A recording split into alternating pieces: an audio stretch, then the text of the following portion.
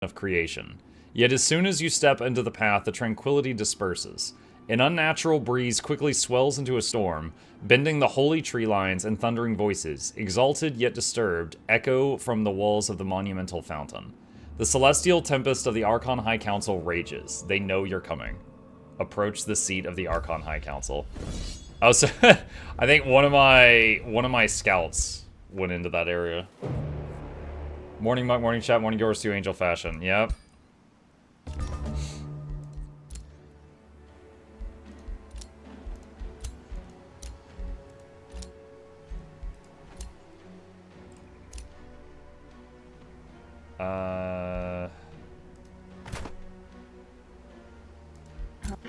Okay, you stay there.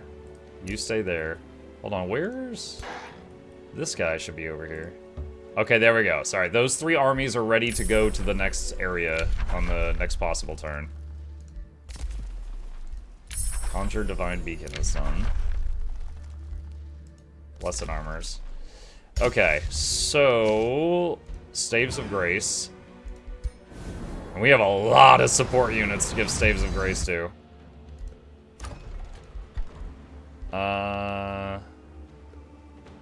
Wait, what? Conduct research. Generate 25% production and knowledge. I don't think I've ever seen that before.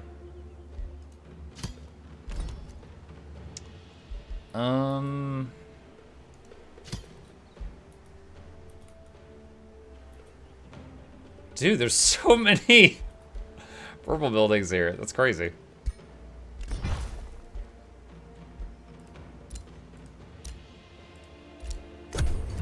I heard a rumor that we were to refer to your significant other as Empress Muck. Can you confirm? Yeah, I'm very proud of the clever name I came up with for Stream for my wife, and it's Lady Luck. And I've been calling her that for years. Why did the turn not end? So this is it. This is the 4th level. That's all that's up here.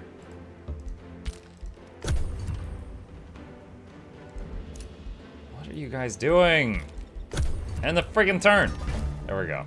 I think what it is the scouts that were set to like auto scout around, they were like, there's nothing in the world we can reach. And so it was just like not ending their turn.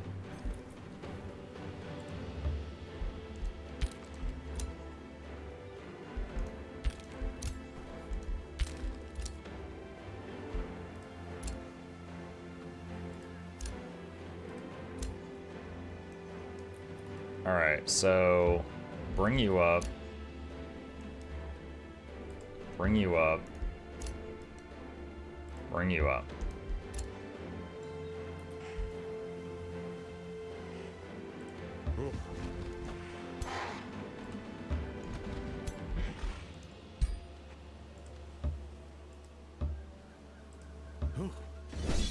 Alright, take this guy out that's messing with us.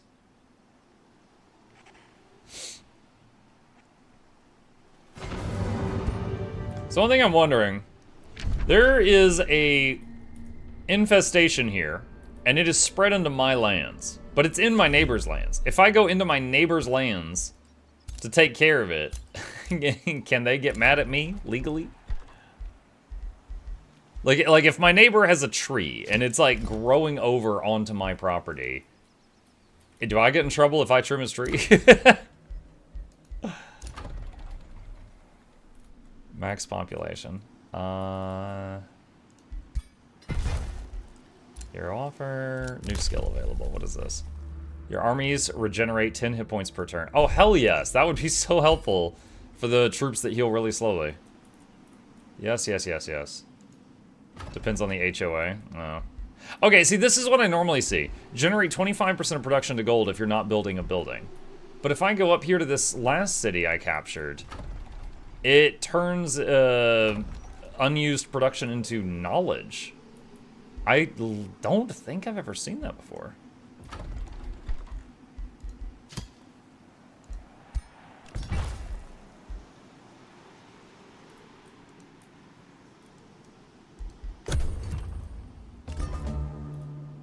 What game is this? This is Age of Wonders 4, Miss Saged.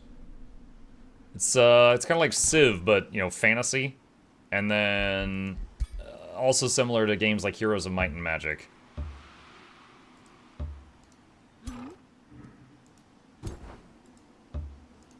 Okay, where's the main army? This one. Oh, I just realized something. Is her horse even helpful? It makes it so that she can't fly. There we go. Been using that the whole game. A council in turmoil. Aftermath. Reaching the waters of the fountain of creation, you become blinded by an all-encompassing light. There are shapes in the light, wrathful, aghast. You imagine seeing wings, countless, flapping in terror, while the thundering voices call out your name with such fervor that the heavens themselves are shaken. With concerted divine might, the Archon High Council banishes you from Emnora, yet they cannot undo what you accomplished. I shall return. What? That's the end? The end of that... What? I'm flabbergasted right now. I mean, I get it. You're like a mortal trying to break into heaven. But it's kind of just funny that the wind is pink and you just get knocked out of the sky. There's got to be a chapter 2. You forced your way to the highest ring of Emnora, glimpsing the Archon High Council and their celestial secrets. Okay, hold on. We got to check to see if there's more. In a flare of celestial light, the Archon High Council banished the wicked Godir, who had intruded in their most hallowed sanctuary from Emnora. They beheld the powers of the Pantheon, seeing how their absence was giving rise to terrible new enemies. Thus, they decreed the return of the Archons to Magehaven. As the celestial battalions emerged from the world gates, the Pantheon stood in awe. Yet the most maleficent Godir whispered of the revenants and divine corruption. So, we got, like, a bad ending, I guess? And it's funny, because I was playing a good faction, but anytime you pillage a province, it gives you bad boy points. And I racked up a lot of bad boy points. Schmuck has proven worthy to ascend. Her conquest of the realm has given her a chance to ascend to your pantheon. Yeah. Select an ascension trait. Go,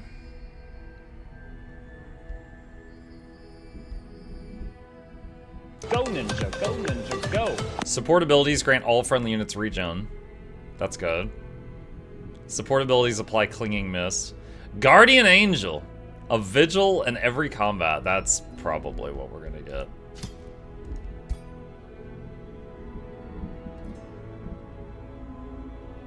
Eight level ups.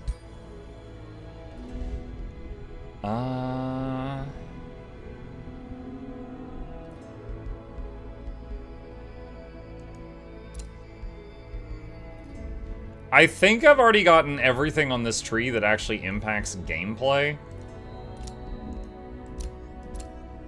But we'll... Yeah, that's an icon. That's a ring graphic.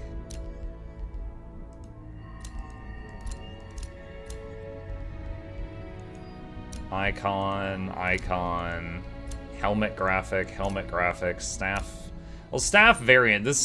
That might actually have a different attack.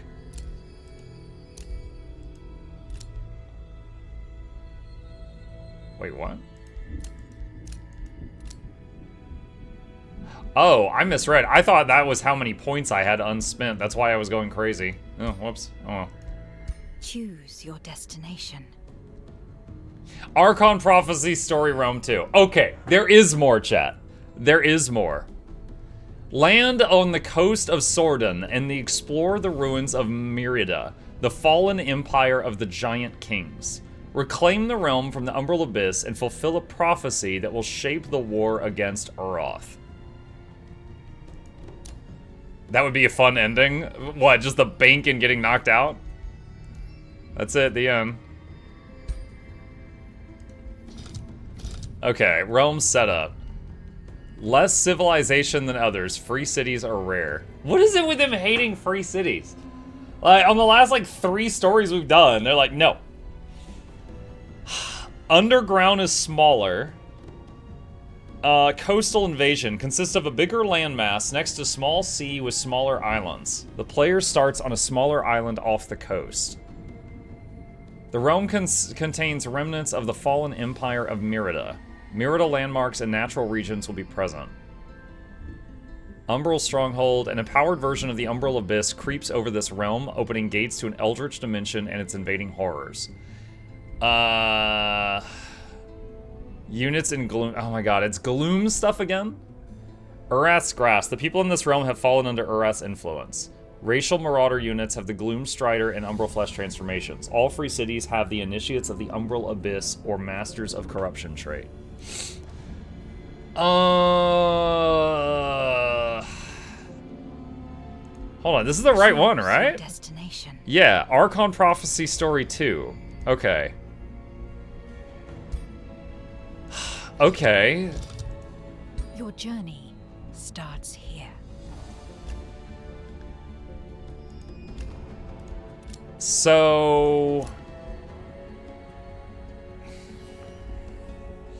Gloom. Every time you're in a tile with Gloom, you take damage each turn. So... it might be better to be Tentacle faction for this one?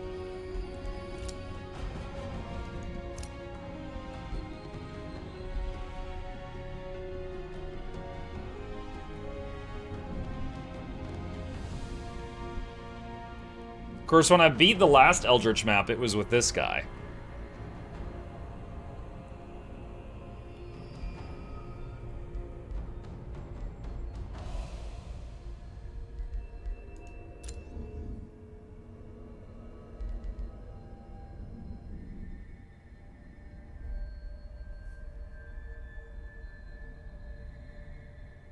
Man, the freaking Gloom. Can you confirm if my partial recap of your origin story is accurate? Samuk was a troll born from a seal and a Pokemon that was loved by the Simpsons. What? Well, you just vomited words onto the keyboard there, didn't you? What is your people's form?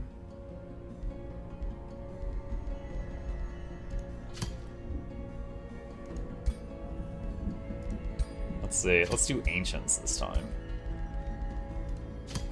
Okay, hang on a sec. What is Herbivore? Can consume plants to heal and strengthen themselves.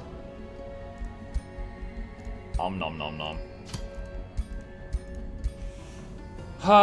You could just roll a new Civ. Fallen Angels would be cool. What would be Fallen Angels? Like, what would that constitute as?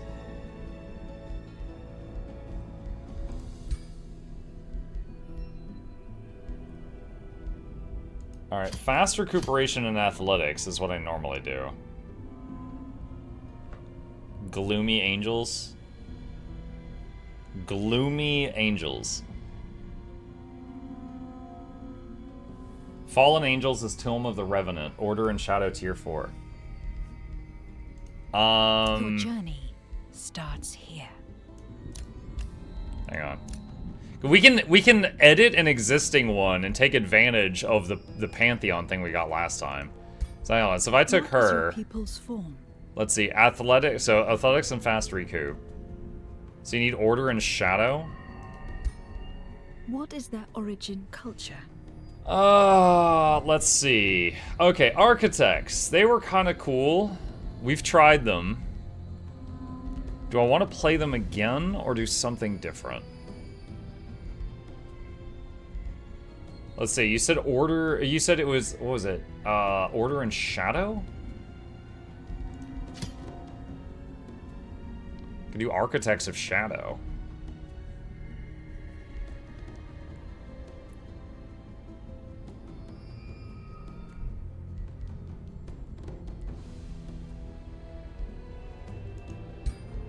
What defines their society? Alright, Merciless Slavers, let's uncheck that.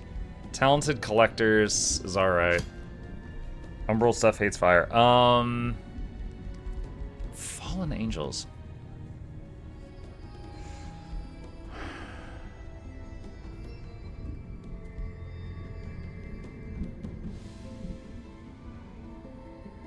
Umbral Disciples. Cities may build the altar of marching gloom. Start with here we go. All units in your empire are immune to gloom. Cities may build altar of marching gloom. Okay. Alright. So I think we want that. Oh, there we go. Now they're spoopy. Now they spoopy. Alright, what else?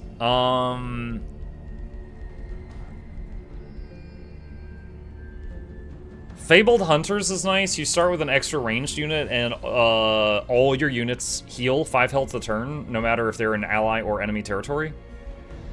That's one I've taken many times. It said there's a lot of water on this map. Experienced Seafarers. You get more... You start with basic seafaring, and you get more income based on water tiles. So I could take experienced seafarers.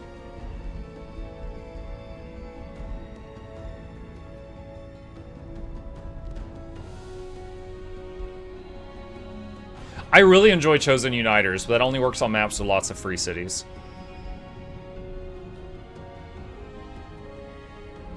Don't bother us with seafarers in this map. Oh, really? It said there was a bunch of water. That's why I was thinking that. I guess starting with a nature affinity would be good, so we could get the better farms as fast as possible.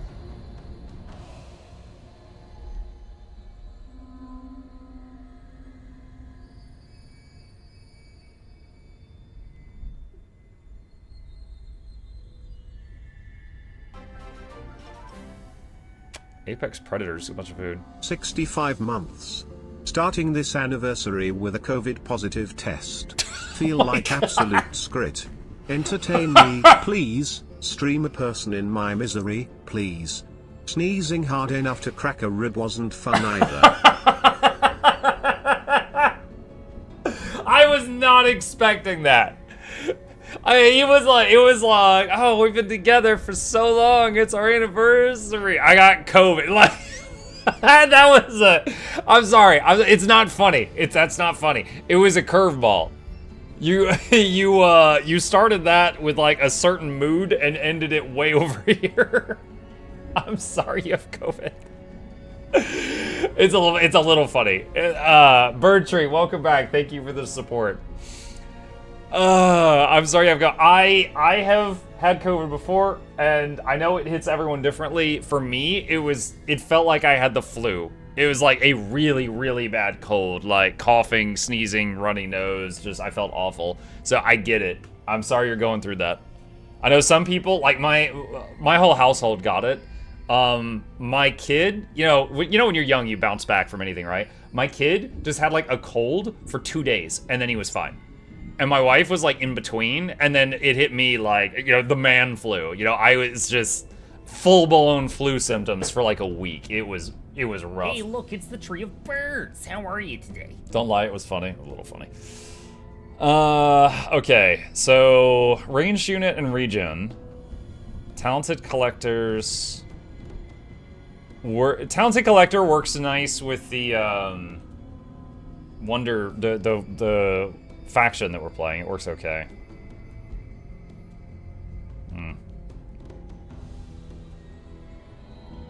Start with an elemental unit. The elemental unit will not be immune to the gloom right at the beginning. Alright, let's do Fabled Hunters. That's just one that I often enjoy. All your units regenerate faster, which is great for, repeated battles. More income when you take down a big node, and you start with an extra unit, which is very good. Choose your first tome of magic. Alright, so we're Fallen Angels, right? That's what somebody said? So we gotta start Shadow? I mean, we could start anything, but we need to end Shadow.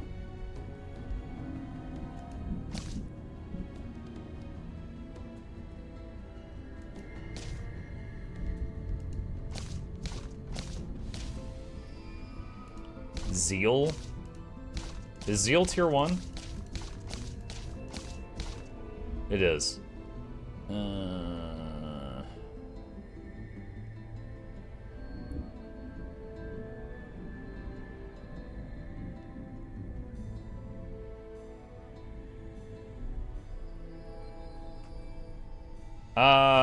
I've never started Zeal, sure. What is your ruler's origin? Alright, so at this point, is she gonna start? Like, okay, she didn't have wings at the start of the last thing, but she had it at the end because I did the angelic transformation on her. Is she gonna start with wings? That'd be kind of wild if she did.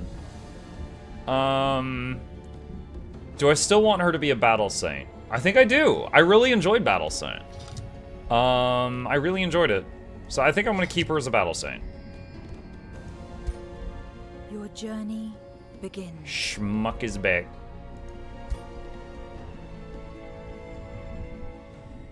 At last the Archons had allied themselves with Magehaven in the war against Urath.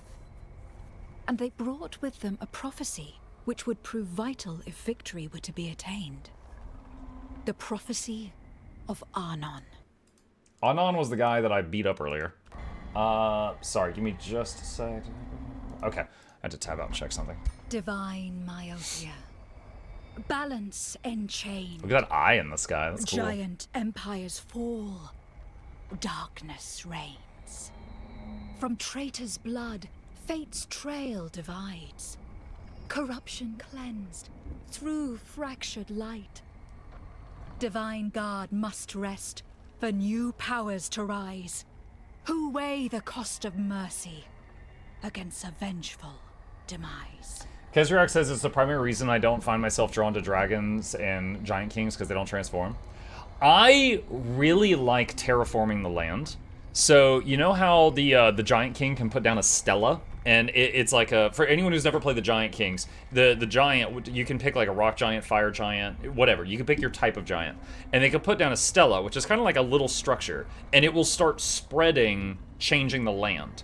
So if for example, the storm giant the stela will spread rivers all over the place, like just like a spider web going out from where you place it. And so if you pick seafaring people, which get bonuses for having water on their tiles, you can basically put water on all your tiles with the storm giant stela. Or you could put like make mountains everywhere and then have a faction that thrives in mountains, and everybody else, they're like, it sucks crossing mountains, which is kind of like a natural defense, stuff like that. So I do really enjoy the giants with that. This prophecy forbade the Archons from getting involved directly, and thus it fell to the Godir of Magehaven to choose one of their own, who they deemed powerful enough to fulfill this vital mission. The Archons would lend their strength by sending their champion, an elven protege they had taken beneath their divine wings. Hey Muck, in Civ 6, we have the option to disable Domination Victory and play pacifist games focused on science and culture. Is that an option? Okay, there are different victory conditions. For example, one of them that I really hated was called the Magic Victory, and I hated it, and you can disable it. Can you disable a brute force victory? I don't know. I would need to exit out of this and go to the main menu to check, but I know that you can disable some of them that you dislike. So maybe? Their mission was to liberate the cliffs of Sordun, the prophesied fallen realm that was once part of the giant empire of Merida. This realm was to be reclaimed from the umbral abyss and its corrupted ruler, who was desecrating the lands and its inhabitants through foul magic. Together, the two... Oh, sorry, I didn't know it was going to be quiet when I tabbed out. Yeah, blank right there on that webpage.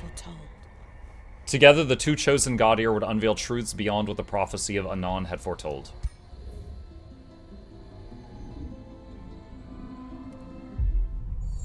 Alright, chat, while it loads in, it's just going to take a second, Give me just a moment to get a drink. I'm gonna take some Excedrin. I'm nursing a headache right now, and it is distracting me. Be right back.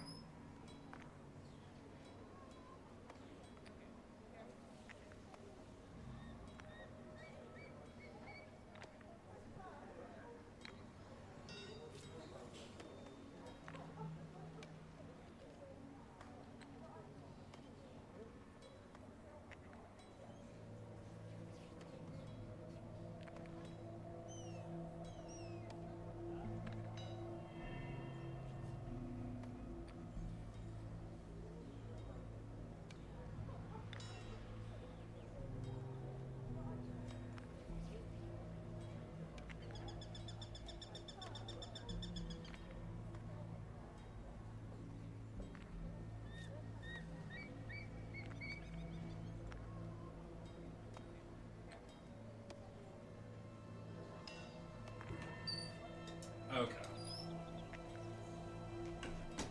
Okay, there we go. Okay, so here we go. Schmuck tempos. Alright, we got our Architects of Shadow. Start with Zealot and Resilient Incarnation. Summon a Zealot onto the target world hex. A Zealot is a reckless fighter unit that is advantageous against condemned units. Okay.